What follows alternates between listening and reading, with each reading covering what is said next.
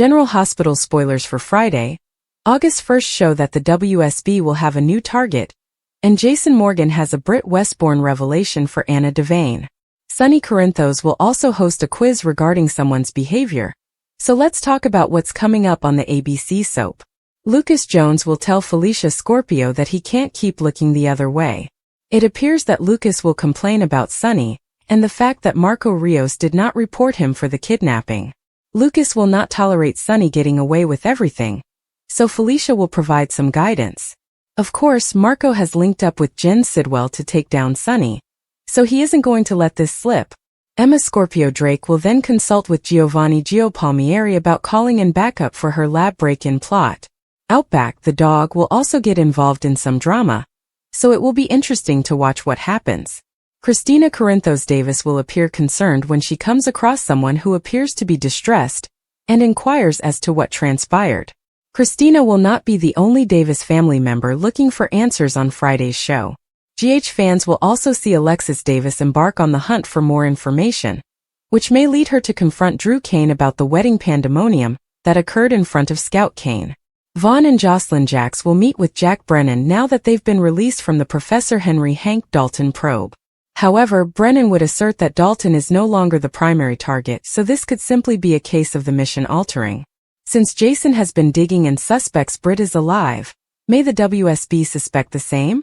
Will Britt be the new principal target, or might it be someone else involved in the same research?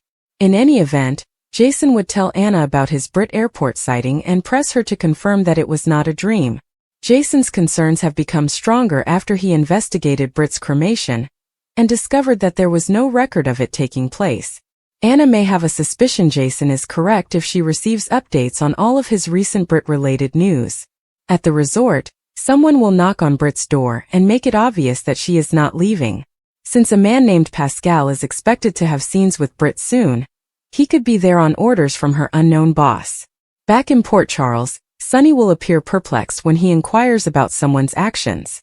Now that Willow Tate's relationship with Drew Kane has ended, perhaps Sonny will learn more about her recent outbursts. Finally, Dante will have some questions for Danny Morgan, which may entail Rocco Falconeri if Dante wants to gain insight into his son's current thoughts and emotions. According to General Hospital teasers, Dante will grill Danny, so keep an eye out to see whether Danny can help. General Hospital spoilers are here for Friday, August 1st, 2025. Fans can anticipate Emma Scorpio Drake to provide backup. Danny Morgan is interrogated by Dante Falconeri. Additionally, Jason Morgan informs Anna Devane about Britt Westbourne. Continue reading and let's discuss what's coming up on the ABC soap show. Anna Devane's discovery. Let's start with Jason, who can't stop thinking about the woman he saw in the airport. The right-hand guy understands from experience that death is not always final. Jason discovered the location of Britt's body with the assistance of Elizabeth Liz Baldwin. When Jason looked at the death certificate, he found Britt had never been cremated. Jason is now seriously considering the possibility that Britt's death was staged. He eventually turns to Anna with his suspicions. Danny Morgan has been questioned by Dante and is unsure what to do about the situation with Giovanni Gio Palmieri. When Dante dropped by to meet Anna, he had an unfortunate encounter with Giovanni. Anna shared her insight with the detective. However, he may possibly have some questions for Danny. Dante might also ask the teen about Rocco Falconeri and Liesl Albrecht. Emma Scorpio Drake's backup General Hospital spoilers for Friday, August 1st indicate that Emma and Gio are planning a break-in. Anna, on the other hand, is frightened that Emma is likely to find herself in a predicament from which she will be unable to escape. Emma tells Gio not to worry because she has a backup, the dog. However, Jack Brennan notifies Vaughn and Jocelyn Jacks that Professor Henry Hank Dalton is no longer the intended target. Friday, August 1st, 2025. It is also suggested that Felicia Scorpio attempts to counsel Lucas Jones. Lucas expresses his inner turmoil in a clip from the upcoming episode. Sonny Corinthos is also made aware of someone's actions. This could be Michael Corinthos informing his father of Willow Tate's recent actions. Maybe Willow can go to Sonny's psychiatrist? Willow's conduct has ups and downs, as well as contrasting extremes, which I can't help but observe. So, at the end of this storyline, she may have received a mental health diagnosis. A preview clip shows Britt answering the door. An unseen guy insists that Britt is not going away. Which plot are you most looking forward to witnessing on Friday, August 1, 2025? Jason Morgan's homecoming has struck shockwaves through Port Charles, but his presence has generated more than just emotional reckonings. It has reignited the WSB's interest, which appears to have shifted emphasis. Now that Jason is alive and no longer considered dead, the World Security Bureau is looking into his former ties, particularly with Britt Westbourne. Jason has fought for so long to keep Britt safe, but strangely, his very relationship to her may be bringing him more attention now. The WSB suspects Britt was more involved than originally thought, and their desire for justice or vengeance may lead them to attack those Jason still holds accountable. Britt and Jason formerly shared an unexpected yet emotional friendship. Their bond was more than simply circumstance. It had blossomed into something meaningful throughout their time on the run. Jason had opened out to her in ways that few had witnessed. After her death, he carried his grief discreetly, almost stoically, but it was present. With Jason's homecoming, people are raising concerns about not only where he has been, but also what he is hiding. The WSB is particularly interested in whether Jason told Britt anything that could now be used against them. They assume she was aware of covert operations or had access to WSB-related tasks that Jason either directed or disrupted. It doesn't seem to matter if any of that is true anymore. They're fishing and Jason is aware of it. For Jason, this all brings back past guilt. He tried to shield Britt from the life he led, but now, even in death, her name is being linked to his consequences. The memories of their brief time together haunt him. Her laughter, sarcasm, and unexpected tenderness. That bond rendered Jason vulnerable, and he is now suffering the price. The WSB is relentless, and they aren't only collecting data and conducting interviews. They've begun to shadow individuals closest to Jason, as well as those who have been removed. Sonny, for example, is enraged that he is being drawn into Jason's current dispute, yet he can't hide his concern. Sonny has been off his game for a time. People close to him are beginning to discover flaws in his armor. He's agitated, impatient, and unpredictable. The once steady mob boss has begun second-guessing individuals and seeing threats where there are none. His paranoia has increased since Jason's return, and many wonder if it's due to remorse, fear, or simply an unraveling mental state. Dante has noticed. Carly has obviously noticed. Even Ava, who typically keeps her cards close, has inquired as to whether there is anything wrong with Sonny. While Sonny remains strongly loyal to Jason, he has grown more unhappy with how Jason's return to Port Charles is reawakening dormant hornets' nests, such as the WSB. Sonny recalls the lengths they've gone to in the past to break up their organization, and this time feels different. This time the WSB is taking a more deliberate psychological approach. They are quietly interrogating people, applying pressure through whispers, questions, and targeted leaks, rather than using force. Even more perplexing is Jason's recall, which is both crystal clear and curiously fragmented. When asked for information on Britt, there are gaps. Not because he's lying, at least not outright, but because he appears to be genuinely unsure about certain pieces of the puzzle. It's unclear whether this is due to trauma, confinement, or something more nefarious. However, it has raised the question of whether Jason is concealing something or if he is being utilized without his knowledge. Anna Devane is caught in the center of everything. Her past ties to the WSB, her relationship with both Sonny and Jason, and her investigative instincts make her the ideal candidate for uncovering the truth, but it also puts her in danger. She's started digging through files that were assumed to be buried, tracking Jason's movements after he vanished. According to accounts, someone meeting his description has been seen at facilities associated with black market medicine and rogue intelligence operations. That person was being trained, not tortured. That person was being utilized. Meanwhile, Carly is doing her best to keep everything together, but she can sense the weight of what's to come. Her devotion to Jason is unwavering, but she is concerned that he has changed in ways that neither of them is prepared to face. Sonny's volatile behavior isn't helping. His mood swings, odd disappearances, and avoidance of straight questioning are all starting to add up. Carly has had enough experience to recognize when someone is hiding something, and Sonny is hiding something. She isn't sure if it's a secret, a mental health crisis, or something darker, but she can feel the storm gathering. Sam too has started asking questions. Not just about Jason's previous years but also his current motivations. Why did he come back? Why now? And why is the WSB suddenly interested in a doctor who has been away for almost a year? There is more to this than meets the eye, and Sam's intuition is rarely incorrect.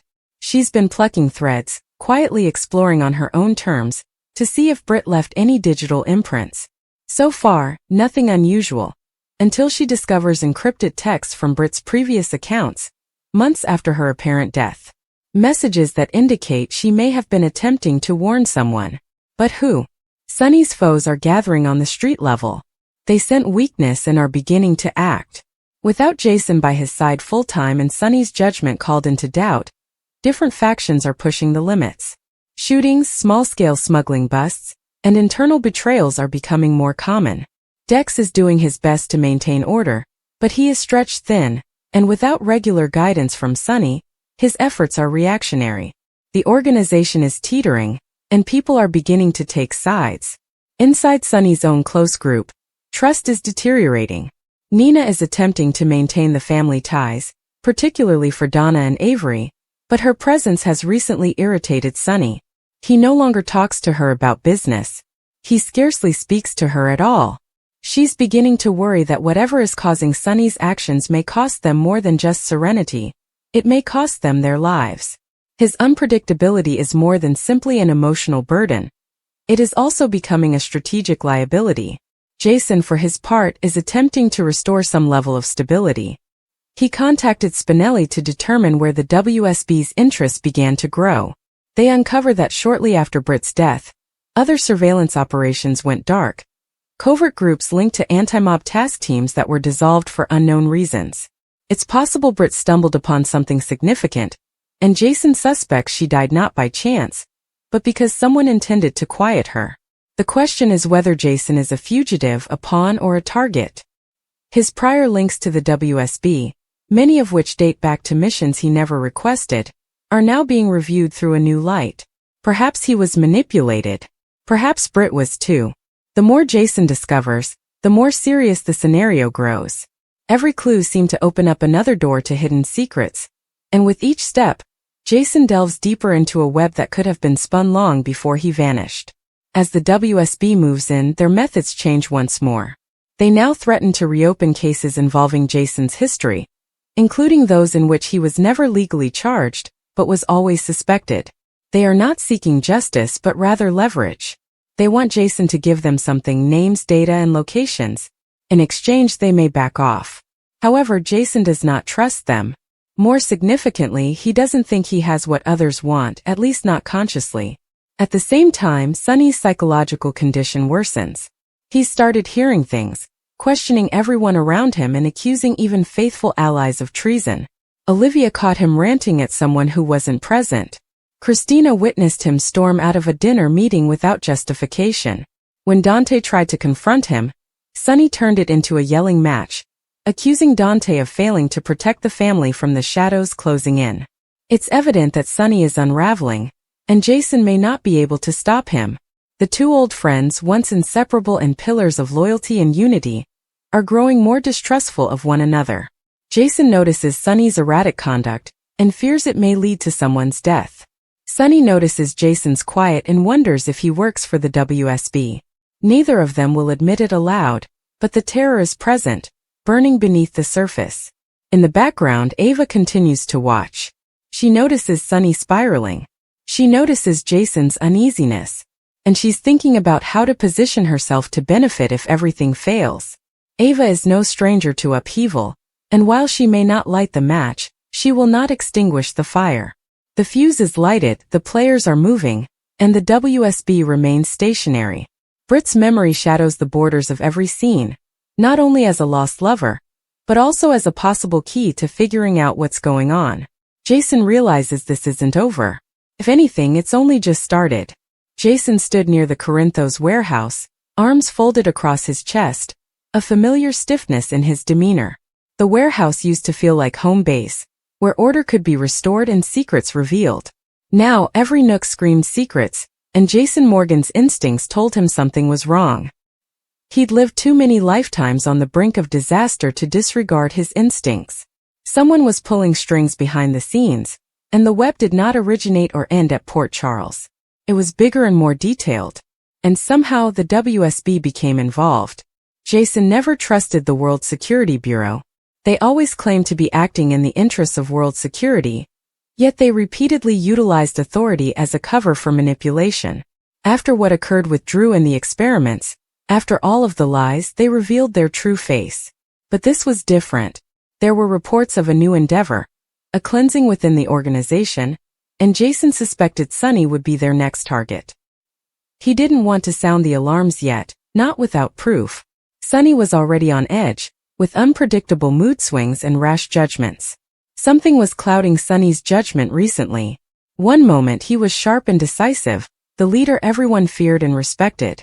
The next moment, he was aloof and distracted, asking the same questions and second-guessing trusted allies. Jason wasn't sure if it was emotional anguish, mental stress, or a more nefarious effect, but it was enough to worry him. The timing couldn't be worse. Emma Scorpio Drake's entrance confused everything even further. She had returned to Port Charles with an internship excuse and a pleasant smile, but Jason knew better than to accept things at face value. Emma was not the youngster he recalled. She was a woman now with training, intelligence, and something steely in her gaze. The granddaughter of Robert Scorpio and Anna Devane would not return to town without a purpose. Jason felt she wasn't just returning to reconnect with old pals. She was here as backup. Emma spent the majority of her days at General Hospital, formally observing doctors and unofficially keeping track of crucial people's movements. She was especially interested in Drew and Sonny. It was not unnoticed. She was careful but not invisible. Jason had spotted her in the warehouse one evening, not sneaking but scanning, a silent observer. Their gazes met and she gave a polite nod. No words. None were required. That's when Jason understood she wasn't there for the family. She was gathering intelligence. Sonny's uncertainty intensified throughout the week. He had yelled at Dex without justification, then apologized an hour later, forgetting the entire exchange. Carly attempted to interfere, but he shut her out. He called Jason and suddenly hung up in mid-sentence. Britt couldn't read his communications. There were gaps, hours that Sonny could not account for. Jason quietly reviewed security footage, tracing Sonny's activities for evidence of influence, tampering, or drugging. But nothing obvious came up. Then came the information from an old WSB acquaintance, whom Jason hadn't heard from in years. A strange statement left in a locker reads, "Operation Glasshouse has begun. Destabilization of the target has been commenced. Corinthos is a part of Phase 2, was all it said. No source, no context. Just a warning or a threat. Jason clasped the note in his fist and looked out at the bay. If the WSB had shifted its resources on Sonny, the family was in greater danger than anybody anticipated. Jason looked to Anna Devane for answers. She did not deny knowledge of Operation Glasshouse, but her visage darkened when he addressed it. Whatever you believe you know, she cautioned, you only know half the tale. Be very careful how far you push. It was not a threat. It was a shield. Anna's attempt to shelter him from something larger, darker, and untouchable. That made things worse. Anna never played coy unless the consequences were dire. Regardless of the quiet, Jason dug deeper. The WSB's new leadership had surreptitiously replaced several high-ranking agents with unknowns, many of whom had ties to private security contractors with questionable reputations.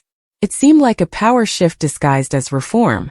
And Sonny, chaotic, powerful, and influential, was the ideal destabilization subject. Remove a kingpin in the name of justice, dismantle his empire, and redefine the local scene. It was strategic. It was surgical. Jason recognized Sonny was already manipulative. Meanwhile, Emma stayed close to the inner circle.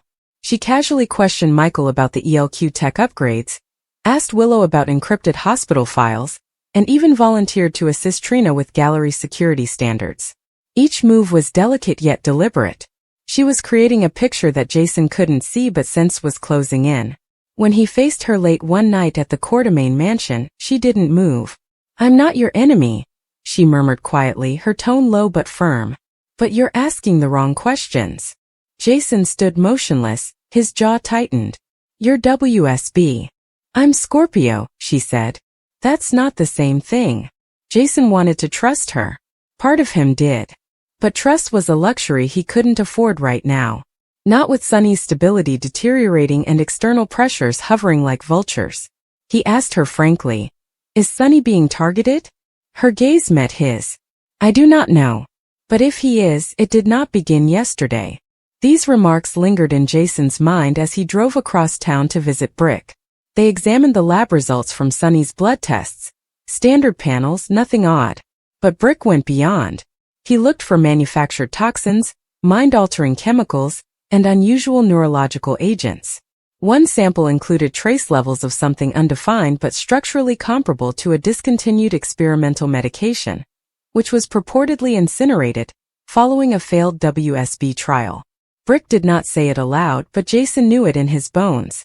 Sonny was being manipulated. Dante also observed the changes. He stopped Jason after a shift at the PCPD to express his worries. "He is slipping. Something is not right. And he's starting to distance himself from anyone who could help." Jason offered what he could while keeping Dante safe. The last thing he needed was Sonny's son to be a target, or a pawn. The circle of trust was suddenly as narrow as paper. Jason kept his distance from Carly and Drew, not wanting to bring them into the mess he was still dealing with. He kept an eye on things though. He studied. He moved like the shadow he used to be, tracking meetings, scrutinizing files, and following Sonny from a distance. The pieces didn't make a whole picture, but the contours were horrifying. The WSB was not come to arrest Sonny. They didn't even try to neutralize him. They intended to fracture him, turn him into a shell of himself, demolish his kingdom from within, and let chaos rewrite Port Charles. It was surgical warfare, which Jason had only heard of in whispers. And now it was here. As the pressure increased, Jason took a brave move. He contacted Spinelli and instructed him to trace digital patterns associated with WSB protocols and files. Spinelli's findings indicated that Port Charles networks were examined daily by masked IP addresses linked to worldwide intelligence hubs. Emails sent to ELQ, General Hospital, and even private Corinthos properties were replicated elsewhere. "They're already inside," Spinelli said. "This is not recon anymore." Emma began to pull back. She spent more time at her temporary home and spoke less with insiders. Jason saw the shift as either the end of her mission or an intensification. When he pressed her again, she simply responded, "There will come a time when you must decide which rules you are ready to breach. And who are you willing to save?" That time came sooner than anticipated. Sonny disappeared for 8 hours with no explanation. His security detail was discovered comatose near the docks. His car was parked at the end of Pier 47, abandoned with the doors open. Jason, Britt, and Dante organized a quiet search, but no formal reports were submitted. Jason spotted him just before dawn, sitting alone in an old penthouse he hadn't seen in years. He appeared weary, bewildered, and disoriented. "I had to get away," Sonny murmured. "Jace, they're in my head. I see stuff. I hear them. I don't know what's genuine anymore." Jason remained silent. He simply sat next to him. He would defend Sonny, against the WSB, against his own mind, and against the ghosts attempting to steal what remained of his soul. Because loyalty did not need knowledge. It merely required action. And Jason was prepared to act.